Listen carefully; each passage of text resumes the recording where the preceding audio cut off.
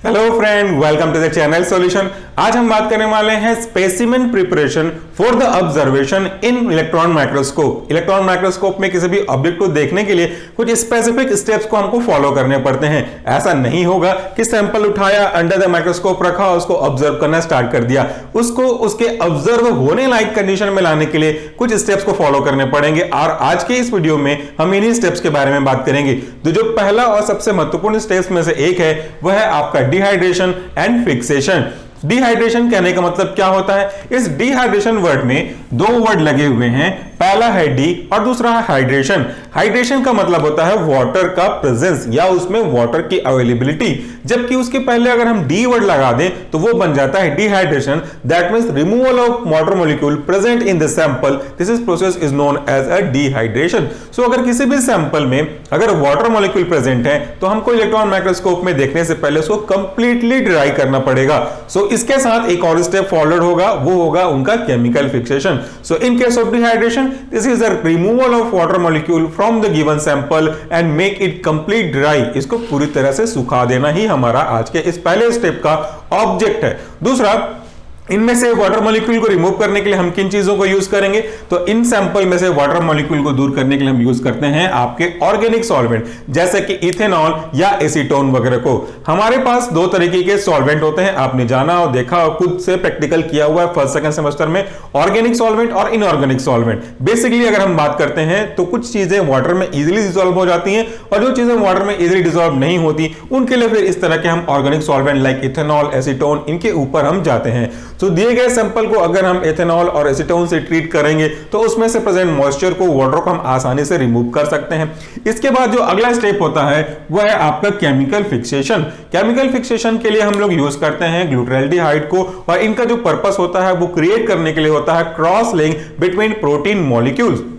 तो दिए गए सैंपल में अगर प्रोटीन मॉलिक्यूल प्रेजेंट हैं तो उनके इस क्रॉस लिंकिंग को क्रिएट करने के लिए, ताकि हम उसको फिक्स कर सकें, और आपका पहला स्टेप ही कह रहा है डिहाइड्रेशन एंड फिक्सेशन, तो उनको फिक्स करने के लिए हम इस ग्लूटाल्डिहाइड को यूज करते हैं। इसके बाद एक और केमिकल ट्रीटमेंट होता है जिसको हम लोग यूज करके बोल सकते हैं, वो है आपका ऑस्मियम टेट्रोक्साइड। इसका जो काम है वो होता है लिपिड को प्रिजर्व करके रखना, या आपकी लिपिड जो कि उस सैंपल में प्रेजेंट होगा उसको अगर नीड है तो उसको प्रिजर्व करके रख सकें। तो ये हमारा पहला स्टेप है और उस स्टेप के अंदर कुछ दो तीन मेन सब स्टेप रखे हुए हैं। दूसरा जो स्टेप होता है वो होता है शैडो कास्टिंग और मेटल शैडोइंग। इसका क्या मतलब होता है? शैडो कास्टिंग और मेटल शैडोइंग, जो नाम से आपको दिख रहा है कि हमको एक शैडो क्रिएट करना है, एक परछाई क्रिएट करनी है, या मेटल शैडोइंग, या हम किसी पर्टिकुलर मेटल को, सुटेबल मेटल को यूज करते हुए उसके अंदर के ऑब्जेक्ट का एक स्पेसिफिक शैडो क्रिएट करना है। और ये आपने पिछले टाइप्स ऑफ माइक्रोस्कोप में पढ़ा हुआ है, जहां पे हम उनके ब्राइटनेस में डिफरेंस की वजह से उनकी क्लियरिटी को ऑब्जर्व कर सकते हैं। तो थोड़ा सा पार्ट ऑफ प्रिंसिपल वहां से यहां पे यूज किया गया है। तो इसमें देखिए, depositing a thin layer of metal, एक स्पेसिफिक मेटल की पतली से लेयर को हम डिपॉजिट करते हैं, और ये जो मेटल है मोस्ट ऑफ द केस में प्लेटिनम होता है, और स्पेसिफिक एंगल पे हम इस ऑर्गेनिज्म के ऊपर इस प्लेटिनम के थिन की कोटिंग करते हैं, सो that they may produce a shadow, जिसकी वजह से वो शैडो क्रिएट कर सकें। अब इसका क्या मतलब है? Just for rough example, exactly match नहीं करेगा। अगर मेरे पास कोई ऑब्जेक्ट नीचे रखा हुआ है, इसके ऊपर मैंने मेटल की पतली सी कवर लगा दी और लाइट की बम्बार्डिंग होगी, तो उस मेटल के कारण से शैडो क्रिएट होगा इस पर्टिकुलर इमेज का। तो इसी इमेज के क्रिएट होने में इस शैडो का यूज हम करते हैं डिफरेंशिएट क्रिएट करने में। सो देखिए, they may produce shadow on uncoated side, जिस साइड में कोट हुआ है उसके ऑपोजिट साइड में ये एक शैडो क्रिएट करेगा, और ये जो शैडो क्रिएट करेगा उसका आगे प्रोसेसिंग होने के बाद हम यहां पाएंगे there will be a variation in brightness as well as in contrast of the object. और जहां पे ब्राइटनेस और जहां पे कंट्रास्ट का डिफरेंशिएशन होता है, आप वहां पे चीजों को अच्छे से विजुअलाइज कर सकते हैं। और ये हमने पढ़ा हुआ है आपके फेज कंट्रास्ट माइक्रोस्कोप में, जहां पे हम उनके डिफरेंशिएशन ऑफ वेवलेंथ को हम ब्राइटनेस के लेवल में कंपेयर करते हैं, कन्वर्ट करते हैं, और उस ब्राइटनेस के कंपैरिजन को स्टडी करके उनकी एक क्लियर इमेज ऑब्टेन करते हैं। सो यहां भी उसी प्रिंसिपल को टच किया गया है। Coming to the next step, that is ultra thin sectioning. Ultra thin sectioning का क्या मतलब है? बेसिकली ये सिंपल सा और सेम सा प्रोसेस है, लेकिन इनका जो डेप्थ है वो थोड़ा अलग हो जाएगा। जब कभी भी हम किसी भी माइक्रोस्कोप में किसी दिए गए ऑब्जेक्ट को स्टडी करना चाहते हैं, लाइक अगर आप मान लेते हैं कि ये प्लांट का कोई सेल हुआ, कोई एनिमल की टिश्यू हो गई, तो आप उसको बहुत ही थिन एज पॉसिबल उसकी सेक्शनिंग करते हैं। मैन्युअली कर सकते हैं तो बहुत अच्छी बात है, नहीं तो इसके एक छोटा सा इंस्ट्रूमेंट होता है इसको हम लोग बोलते हैं माइक्रोटोन, तो उसकी मदद से इसको हम कट करते हैं। माइक्रोटोन के बारे में कभी जरूरत पड़ी तो डिस्कस करेंगे, बहुत ही इंपॉर्टेंट और यूजफुल मशीन होता है। तो इस माइक्रोटोन की मदद से हम उसके सेक्शनिंग करते हैं। बट जब कभी भी हम बात करते हैं इलेक्ट्रॉन माइक्रोस्कोप की, तो हमको थोड़ा सा अल्ट्रा सेक्शनिंग करनी पड़ती है, यानी कि बहुत पतली सी सेक्शनिंग करनी होती है, और इसके लिए हम यूज करते हैं बाय यूजिंग अल्ट्रा माइक्रोटोन। या अगर अल्ट्रा माइक्रोटोन अवेलेबल नहीं है तो ग्लास, या ग्लास अगर नहीं है तो फिर डायमंड के नाइफ को यूज करते हैं। इन तीनों में सबसे जो कॉस्टली पड़ता है वो है ऑब्वियसली डायमंड का नाइफ। दूसरा उसके बाद आ सकता है आपका माइक्रोटोन। तो इजीली जो अवेलेबिलिटी के हिसाब से या जो मैन्युफैक्चरिंग के प्रोसेस के हिसाब से डिस्पोजेबल ग्लास नाइफ को हम इजीली यूज करते हैं, ताकि वो आपके लिए इकोनॉमिक भी हो, इजी टू यूज भी हो और इजीली रिप्लेसेबल भी हो। तो ये हमारे पॉइंट हो गए। इस पर देखिए, जो बैक्टीरियल सेल होते हैं उनको कुछ हद तक सेक्शनिंग की जाती है, हालांकि इसके बारे में मैंने बहुत डिटेल से नहीं सर्च कर पाया, और जहां जहां मैंने सर्च किया कुछ पॉइंट समझ में आए हैं। तो इसके लिए ऑथेंटिकेशन रिक्वायर्ड है। I am not so sure about it, but कुछ लिटरेचर के हिसाब से बैक्टीरिया की भी सेक्शनिंग करी जाती है। अब ये कैसे सेक्शनिंग करी जाती है?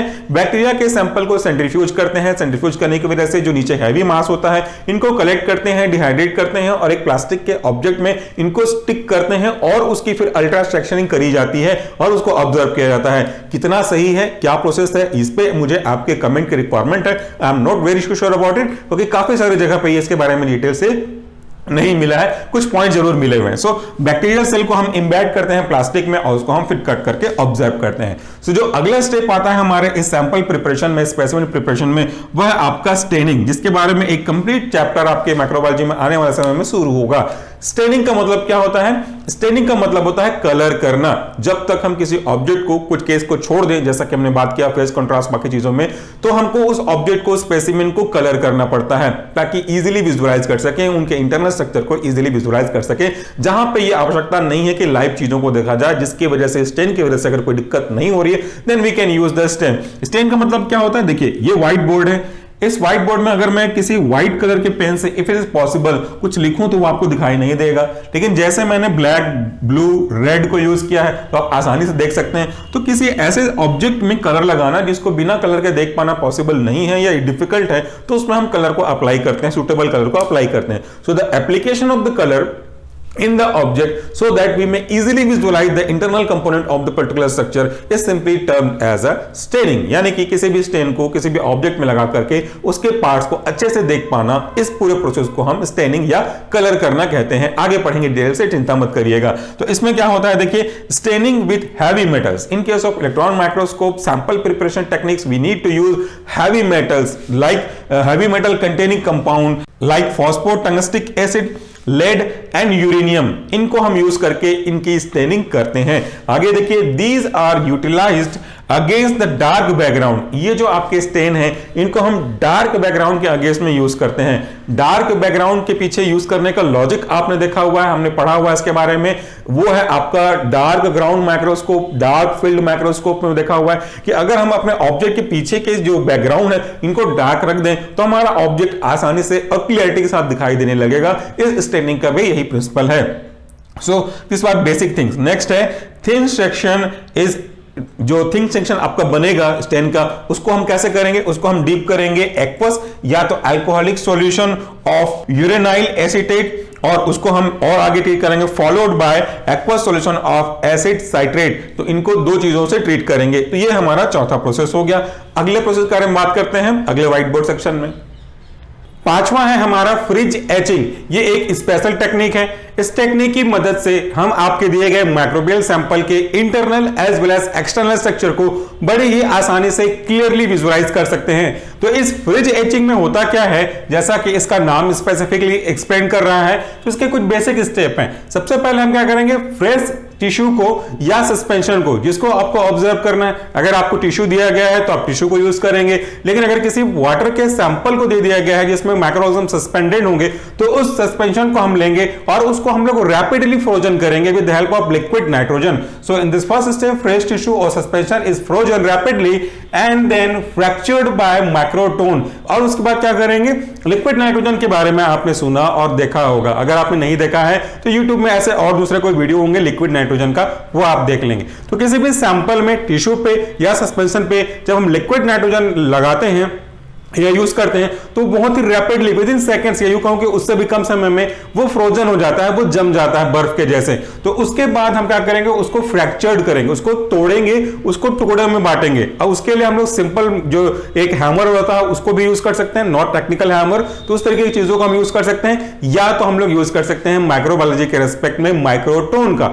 माइक्रोटोन एक ऐसा छोटा सा मशीन है जिसमें हम किसी भी दिए गए सैंपल को, स्पेसिमेन को रिजर्व करने के लिए उसकी सेक्शनिंग करते हैं, बहुत पतली पतली बारीक बारीक सेक्शन कटिंग करते हैं ताकि इजीली हम उसको ऑब्जर्व कर सकें। तो वहां भी इस आइस बने हुए क्यूब को हम माइक्रोटोन की मदद से फ्रैक्चर करते हैं while maintaining at the liquid nitrogen temperature. और इस पूरे प्रोसेस में हम लिक्विड नाइट्रोजन के टेंपरेचर को मेंटेन करके रखते हैं ताकि वो उसी कंडीशन में रहे जैसा कि आपने टिश्यू या सस्पेंशन को प्रिपेयर करने में रखा होगा while you are going to fracture this substance. उसके बाद अगर हम बात करते हैं नेक्स्ट स्टेप की, तो यहां पे देखिए फ्रैक्चर्ड स्पेसिमेन, जिस स्पेसिमेन को आपने फ्रैक्चर्ड किया है माइक्रोटोन की मदद से, उसको हम लोग एज्ड करते हैं। बाय कैसे करते हैं, by increasing the temperature about -90 degree centigrade. उसके टेंपरेचर को हम इंक्रीज करते हैं जो कि बहुत ज्यादा कम होगा, क्योंकि लिक्विड नाइट्रोजन बहुत कम ठंडा, बहुत ज्यादा ठंडा कॉज कराता है बहुत कम टेंपरेचर पे। तो उसको हम लोग इंक्रीज करते हैं लगभग -90 डिग्री सेंटीग्रेड। किसी किसी लिटरेचर में वो -120 टू -90 रहता है,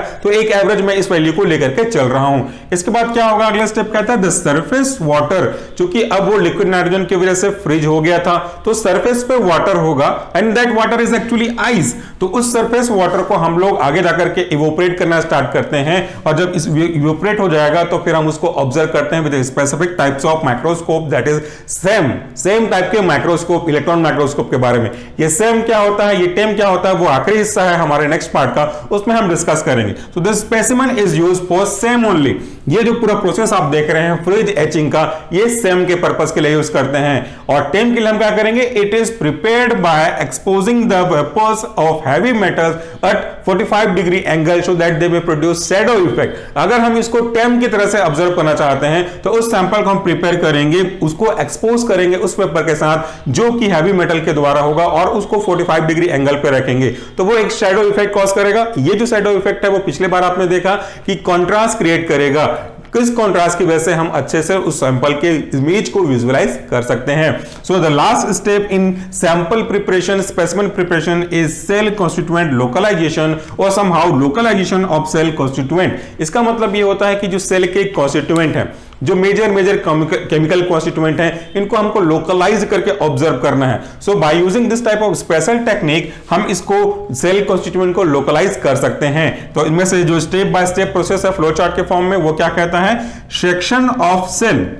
हमने उस सेक्शन को प्रिपेयर किया जिस सेल की आपको स्टडी करनी होगी, या उस सेल का स्पेसिमेन हमने ले लिया सैंपल प्रिपेयर करके, उसको हम अब ट्रीट करते हैं विद फेरिटीन। एक स्पेसिफिक टाइप का कंपोनेंट है फेरिटीन, और इसमें हम लोग स्पेसिफिक फेरिटीन लेबल एंटीबॉडी को यूज करते हैं। यहां पे देखिए ferritin label antibody, antibody antigen ये क्या होते हैं आप जान चुके हैं। तो वहां पे फेरिटीन लेबल एंटीबॉडी को हम लोग यूज करेंगे, उसको आगे जाके कॉम्बिनेशन करेंगे, और ये जो कॉम्बिनेशन होगा, किसका कॉम्बिनेशन होगा, फेरिटीन लेबल एंटीबॉडी का, वो आगे जाकर के आपकी बॉडी के या उस सेल की बॉडी के एंटीजन के साथ कॉम्प्लेक्स फॉर्म करेगा। So the ferritin label antibody which will be complex form with the help of different type of process with antigen of the cell जिसका आप स्टडी करना चाहते हैं, और ये दोनों क्या प्रोड्यूस करेंगे, they will produce a complex। ये जो कॉम्प्लेक्स होगा वो किस लिए रिस्पॉन्सिबल है, ये कॉम्प्लेक्स रिस्पॉन्सिबल है for producing a higher contrast in microscope, क्योंकि उसके थ्रू जो लाइट निकलेंगी इलेक्ट्रॉन्स की,